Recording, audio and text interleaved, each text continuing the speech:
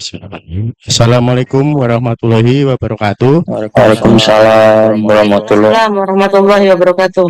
Acara ini diselenggarakan oleh PT Melia Pilar Utama yang bekerja sama dengan Sekolah Baja MNCO. Baiklah, untuk acara yang selanjutnya yaitu sambutan dari Direktur PT Melia Pilar Utama dengan Bapak Eko Pratomo, dikarenakan Bapak Eko Pratomo baru di luar kota. Nanti untuk sambutan dilakukan secara daring. Kepada Bapak Eko, waktu dan tempat saya persilahkan. Assalamualaikum warahmatullahi wabarakatuh. Terima kasih atas Waalaikumsalam warahmatullahi terima kasih atas kehadirannya rekan-rekan ini franchisee dan terima kasih sekali teruntuk untuk Pak Nurholis dalam acara mengintip risiko perpajakan bagi franchisee pasca pemberlakuan Kortek. Sekarang ini mengenai reformasi sistem perpajakan melalui Kortek ya. Terima kasih, dan kita juga saya sampaikan kepada franchisee terima kasih atas perhatiannya, karena ini juga untuk kepentingan kita bersama. Kita tentunya mesti memberikan pelayanan dan dukungan kepada mitra, terutama dukungan bahan baku, dukungan promosi, dukungan training SDM, dukungan audit dan kontrol kualitas, dukungan konsultasi manajemen. Logika dasarnya adalah bisnis franchisee adalah memakmurkan mitranya. Nah, ini saya kira diikuti oleh seluruh. Saya sampaikan selamat belajar, selamat mengikuti, karena pentingnya acara ini. Terima kasih sekali kepada Pak Nurholis. Terima kasih. Wabillahi taufik wal hidayah. Wassalamualaikum warahmatullahi wabarakatuh. Pada sesi hari ini nanti beliau akan menyampaikan perihal materi mengintip risiko perpajakan bagi franchise pasca diberlakukan Kortek. Kepada Bapak Nurholis kami persilakan. Ya, Bismillahirrahmanirrahim. Assalamualaikum warahmatullahi wabarakatuh. Ya, alhamdulillahirabbil alamin. Bapak Ibu, teman-teman semuanya, alhamdulillah kita sekali lagi bisa bertemu dalam suasana yang menyenangkan, menyehatkan, dan semoga hari ini bisa mendapatkan kemanfaatan dari apa yang akan kita bahas dalam 2 atau 3 jam ke depan ya. Nah, acara ini diikuti oleh teman-teman yang di ruang Zoom ya, dan ada yang di offline di Sekolah Pajak MNCO. Kalau kita lihat ini slide-nya belum masuk ya, Mas? Sebentar, ini slide-nya. Ya. Kalau kita lihat tema kita, judul kita adalah mengintip ya resiko antisipasi resiko pajak bagi franchisee pasca berlakunya Kortek.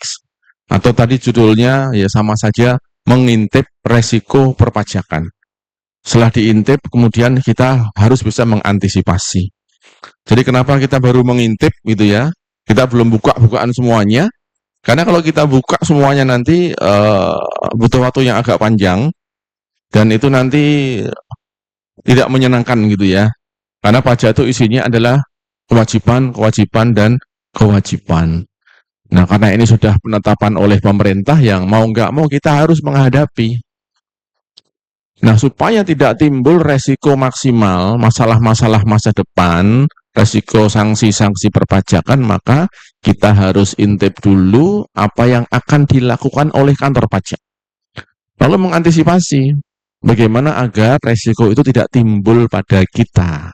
Ya, baik ya, saya mulai materi kita. Ya, tadi soal pengalaman kerja saya sudah disampaikan oleh MC ya, nggak perlu saya buka lagi. Nah, hari-hari ini kantor pajak memang lagi giat-giatnya melakukan penggalian potensi pajak. Penggalian. Ya, yang namanya menggali itu pasti mereka punya tujuan untuk mendapatkan sesuatu. Menggali tanah biasanya kita dapatnya ubi, singkong, ketela gitu ya. Orang pajak juga pengen seperti itu. Ada sesuatu yang dia dapatkan ya, dan dimanfaatkan oleh mereka ya. tentunya untuk kepentingan negara ya. Kalau menggali setengah meter nggak dapat ubinya, singkongnya, buahnya, ya dia akan lebih dalam lagi menggali. Bahkan saat ini penerimaan negara itu belum sampai 70%. Sudah mau berakhir akhir tahun. Artinya apa? Penerimaan mereka nggak bakal tercapai tahun ini. Sehingga hari-hari ini mereka dipush, ditekan untuk menggali lebih dalam lagi potensi-potensi perpajakan. Saya yakin teman-teman ya, mungkin yang punya usaha laundry ini atau juga punya usaha yang lain, bahkan sudah pernah mendapatkan upaya penggalian itu melalui surat-surat himbauan dari kantor pajak. Ya, hari ini kita akan juga bahas ya, bagaimana sih kantor pajak, kenapa kok bisa ngirim surat itu pada kita? Ya, kok yang lain enggak kita kena? Ya, insya Allah nanti kita akan kupas ya. Baik Bapak Ibu, mungkin sudah mulai bisa menyiapkan pertanyaan ya. Kita langsung aja nanti yang mau tanya boleh saat saya bicara atau bisa di sesi belakang nanti. Baik ya, ini sudah tampil ya. Kalau kita lihat di sini, lingkungan bisnisnya Melia Laundry. Ya. Di sini ada Melia Pilar Utama sebagai franchisor, pihak yang memiliki merek ya, yang memiliki sistem bisnis yang digunakan oleh Bapak Ibu sebagai franchisee. Nah, jadi Melia Pilar Utama ini memberikan ya haknya, patennya, sistem bisnisnya untuk dipakai oleh franchisee. MPU ini franchisor, ya pemiliknya, franchisee ini penggunanya, ya. Nah, franchisee ini ada yang badan hukum, ada yang PT, ada yang CV, koperasi mungkin ada, belum ada ya, tapi boleh, ya. Itu masuk kategori badan. Dan franchisee-nya kebanyakan memang orang pribadi. Dua-duanya punya resiko yang sama, ya, sehingga penting sekali untuk melakukan antisipasi. Ya, sebelum kita antisipasi, cari solusi, kita intip dulu nih, kantor pajak tuh ngapain aja sih, gitu ya. Apalagi dengan sistem yang baru ini, ya. Dengan sistem yang baru ini, wah ini mereka makin menggurita, ya. Daya endusnya itu makin kencang, ya. Misal nih, kemarin ada kasus begini, ada wajib pajak orang pribadi, ya. Di laporan pajaknya, di SPT itu kan ada daftar harta, ya. Nah, di daftar harta itu menyajikan ada uang kas, uang bank, ya, tabungan bank, deposito, ada saham, ada obligasi, ada rumah, ada tanah. Nah, dari semua harta yang ada di situ, ternyata kantor pajak sudah mengikat dengan pihak-pihak yang mencatat harta itu. Perbankan, ya. Pajak sudah mengikat mereka dengan peraturan ses informasi keuangan. Sehingga perbankan itu setiap tanggal 30 April harus menyerahkan data kepada kantor pajak. Data apa yang diserahkan? Data penyimpan.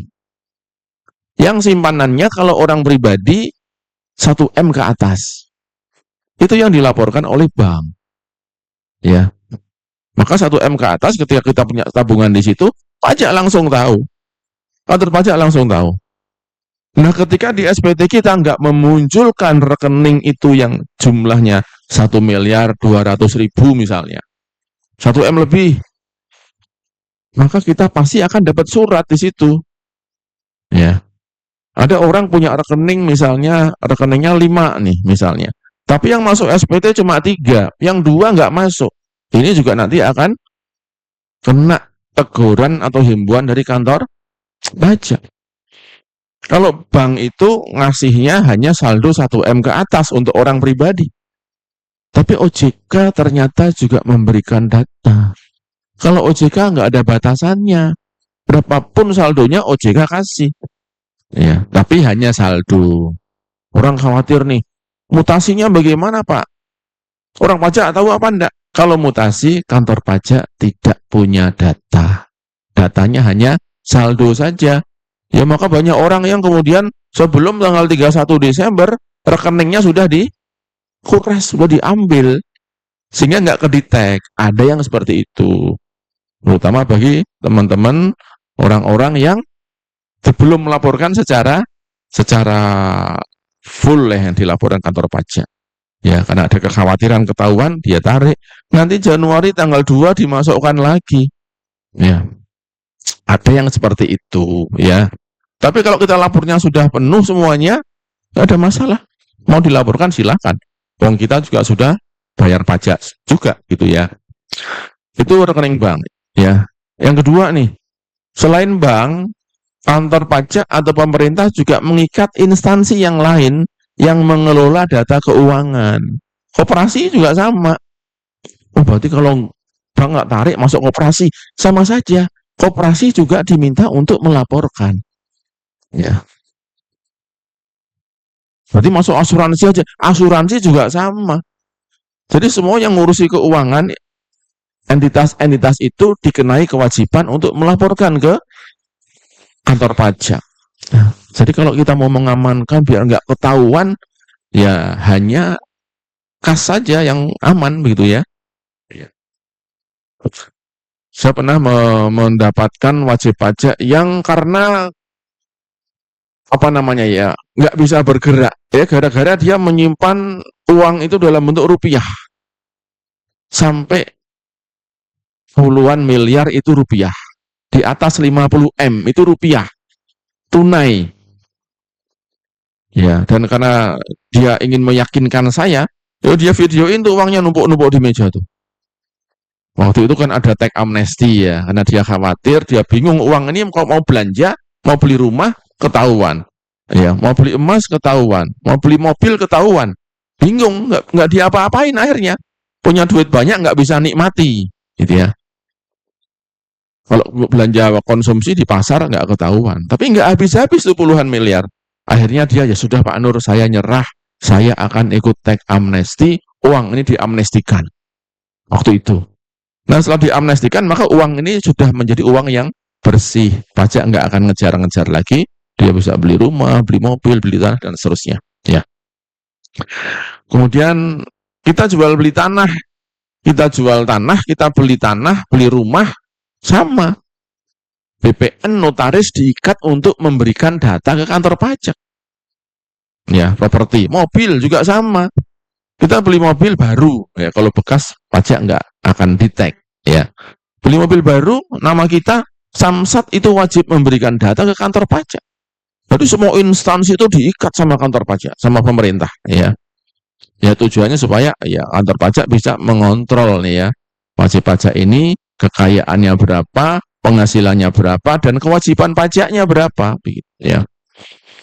Ya, jadi intinya dengan sistem Cortex ini, ya hampir pasti kita kesulitan untuk menghindar dari endusan kantor pajak. Ya, oke, saya lanjutkan. Diferensiasi bisa badan, bisa orang pribadi, dua-duanya punya resiko yang sama.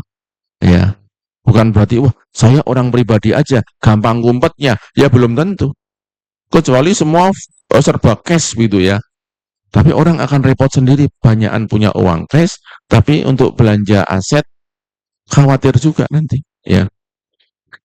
Oke, ya. Kemudian untuk kewajiban dari franchisee ini ya, apa kewajibannya berkaitan dengan MPU adalah ya karena kita menggunakan merek, menggunakan sistem bisnis, maka si pengguna itu dianggap seperti penyewa, bayar sewa begitu ya. Nah, kalau sistem bisnis yang disewa, yang dipakai, kewajibannya namanya ada franchise fee, ya, atau royalti. Itu kewajibannya. Dan ketika membayarkan itu, melekat kewajiban pajak. Jadi teman-teman franchisee ada kewajiban melakukan pemotongan PPh pasal 23. Ya. Ya nanti untuk teknis-teknis itu nanti kita mungkin di sesi yang lain akan kita buat lagi ini acara-acara seperti ini. Ya. Ya infonya nanti selain nanti materi pajak, nanti juga ada materi laporan keuangan, akuntansi. Karena pajak itu sumbernya dari akuntansi. Nggak bisa kita hanya ngitung pajak saja, tapi akuntansi nggak ngerti. Ya, jadi pajak itu kan dihitung dari keuntungan, dari laba. Laba itu dari mana hitungannya? Ya dari akuntansi. Jadi jangan sampai akuntansi kita itu menghitungnya dari uang masuk saja. Ya, nanti bisa kelebihan, bisa kurang. Makanya nanti perlu teman-teman franchisee harus belajar akuntansi, bagaimana membuat laporan keuangan yang benar, ya. Sehingga kalau orang pajak mempertanyakan berapa labamu misalnya, nah kita bisa buktikan laba kami ini loh Pak, ini laporan kami, ini catatan kami. Kalau kita nggak punya catatan itu, kantor pajak akan gampang nembak. Untungmu sekian nih, untungmu 500 juta, padahal untungnya cuma 100 juta versi akuntansinya. Ya, karena akuntansi itu untuk membiayakan, selain uang itu berupa cash keluar, juga di situ ada amortisasi investasi kita, ada penyusutan. Itu tidak ada uang keluarnya, tapi bisa mengurangi laba. Jadi pajak dihitung dari laba versi akuntansi, ya, bukan dari cash flow. Pendapatan kurangi biaya, cash keluar itu laba, belum tentu. Nanti ada amortisasi biaya sewa, investasi, ya, kemudian penyusutan aset-aset, ya. Nanti insya Allah mestinya dibahas di sesi akuntansi, ya. Lalu biar franchise maju, nah, kemungkinan nanti harus ada pembelajaran untuk edukasi soal marketing, ya, supaya maju bersama gitu, ya. Oke, ya. Jadi badan ini punya kewajiban pajak yang cukup banyak nih. Pasal 21 kalau ada karyawannya, ya. Pasal 23 kalau misalnya kita menyewa kendaraan, menyewa alat, ya, membayar jasa kepada badan lain misalnya. Pasal 4 ayat 2 kalau kita sewa tempat, ya. Jadi untuk badan ini punya kewajiban yang lebih banyak dibanding orang pribadi. Kalau orang pribadi hanya laporan tahunan aja, kewajiban motong itu si orang pribadi ini nggak ada, kecuali pasal 21, ya. Oke, kemudian wajib SPT tahunan sama, ya. Nah, berkaitan dengan SPT kita, ini badan bikin SPT tahunan, orang pribadi bikin SPT tahunan. Ya. SPT tahunan, SPT yang kita laporkan ke pajak, itu kan ada 3 isinya. SPT itu hanya 3 isinya, ada harta, ada hutang, ada penghasilan. Ya, yang dikejar penghasilannya, karena pajak penghasilan, pajak yang dikenakan dari penghasilan. Nah, kantor pajak untuk ngecek penghasilan kita berapa, gampang. Karena kita usahanya cuma dari laundry misalnya. Ya, jadi untuk mengetahui omset kita ini real, misalnya, real ya, benar atau real di sini. Nah, ini ya. Jadi SPT tahunan ini, ya, ini bisa didekati, ini wajar enggak, benar enggak dari kantor pajak. Kenapa? Karena usaha kita cuma dari Melia. Setiap bulan MPU itu kan menagih royalti. Royalti itu kan dasarnya sekian persen dari omset. Berapa? 6% ya. 6% dari omset misalnya. Nah, ketika kita tiap bulan bayar 6%, kantor pajak tinggal menghitung nih.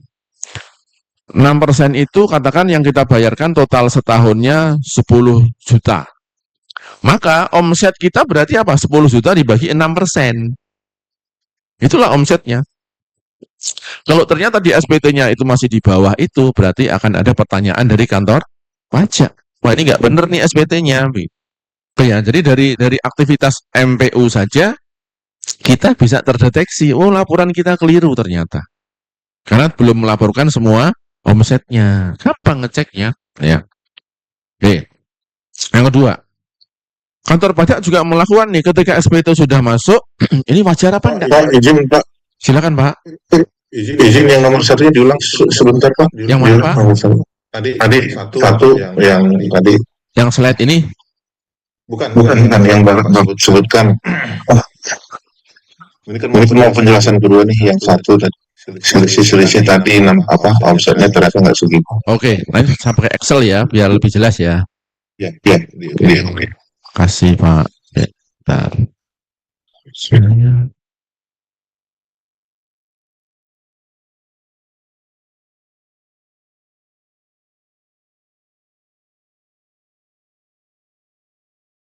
Ini terlihat ya Excel saya ya. Di Zoom. Terlihat Pak? Terlihat? Aman Pak, aman. Aman. Baik, siap. Jadi misal nih, ini MPU. Ya, MPU itu kan membuat atau menagih ya, menagih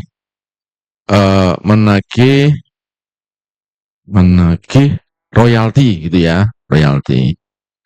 Misal nih, royaltinya sebesar katakanlah 10 juta. Ini ya. Ini setahun misalnya. Setahun misalnya ya. Selama setahun nagih 10 juta ya. Nah, MPU ini kan setiap kali menagih itu kan akan membuat yang namanya faktur pajak. Faktur pajak. Ya. Karena MPU sudah wajib hukumnya. Ya, nggak bisa enggak harus menerbitkan atau memungut PPN ketika menagih sesuatu. Nah, faktur pajak ini kemudian masuk ke kantor pajaknya, masuk ke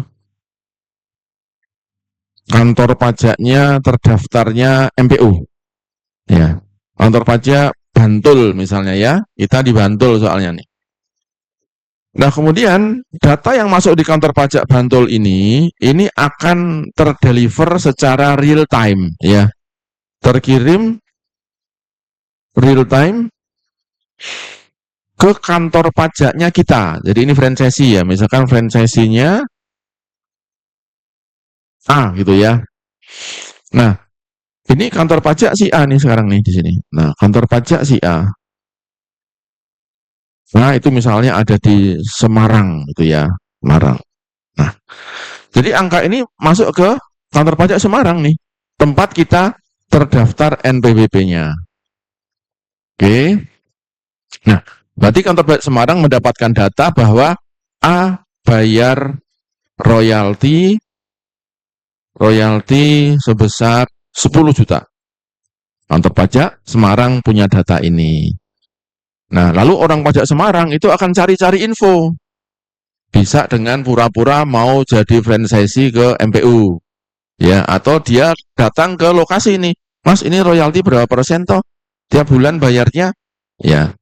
Nah, ketika ditanya, lalu dia jawab nih, oh royaltinya, atau buka di websitenya, Melia kan ada, oh royaltinya 6% nih. Ya. Kalau royalti yang dibayarkan itu 6%-nya 10 juta, maka omset kita adalah 10 juta dibagi 6. 166 juta. Misal per bulan 10 juta deh ya. Berarti kalau setahunnya, ini ya, misalnya ini omset sebulan, ini sebulan, misal, berarti omset setahun, ya tinggal kita kali 12. Ini kali 12.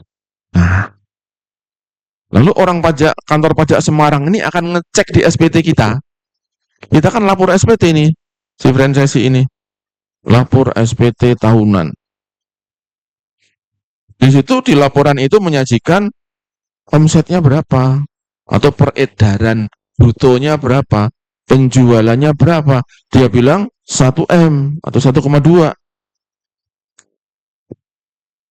Padahal datanya adalah jualan kita secara real 2M. Ini berarti kan ada gap, ada selisih di sini. Ada selisih sebesar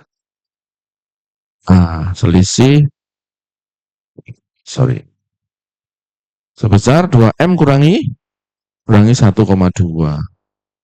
Nah, adanya gap atau selisih ini kantor pajak akan seperti menegur kita, menyurati kita. Menurut data kami tulisannya, ya, omset yang Anda laporkan adalah 1,2. Tapi menurut estimasi kami, perkiraan kami, omset Anda harusnya 2 miliar. Nah, apa datanya? Dasarnya ini. Ya, sehingga nanti kita akan dimintai pertanggungjawaban atas kekurangan ini. Misalkan, oh kurang kita ya 0,5% misalnya. Ya sudah kita kalikan dari sini 0,5%. Nah, berarti kurang 4 juta bayarnya. Ya. Jadi ini pendeteksian yang sangat gampang di kantor pajak karena real time. Di sini lapor langsung jreng masuk kantor pajak di sana akan konfirmasi ke SPT-nya. Sekarang ini karena Korteknya belum lancar ya. Ini masih AR yang ngerjain. AR masih ngitung-ngitung tuh, analisis datang ke lapangan. Setelah Cortex ini, AR nggak perlu ngejain lagi. Nanti sistem langsung bisa, gimana Pak? Iya, langsung menguji ini. Ini langsung selisih, lalu sistem Cortex nanti akan muncul surat otomatis di Cortex. Dulu masih diketik sama AR, diposkan sama kantor pos. Sekarang kantor pajak nggak perlu kantor pos lagi. Penghematan luar biasa. Cuman kantor posnya yang pusing. Omset nasionalnya berapa itu? Kalau satu pengiriman pos itu 5.000 dikali jutaan surat yang selama ini dikirim via pos, nanti langsung dari Cortex, seling keluar notifikasi suratnya. Ya. Nah ini, itu Pak kira-kira Pak model analisanya di kantor pajak sehingga omset yang dari Melia, ya ini semuanya harus dilaporin. Tapi kalau misalkan di luar itu kita punya jual-jual snack misalnya di situ, nah itu nggak bakal ketahuan, ya. Di penjualan di gerai kita, di outlet kita di luar Melia, yaitu tidak akan kedetek. Kantor pajak nggak bisa detek.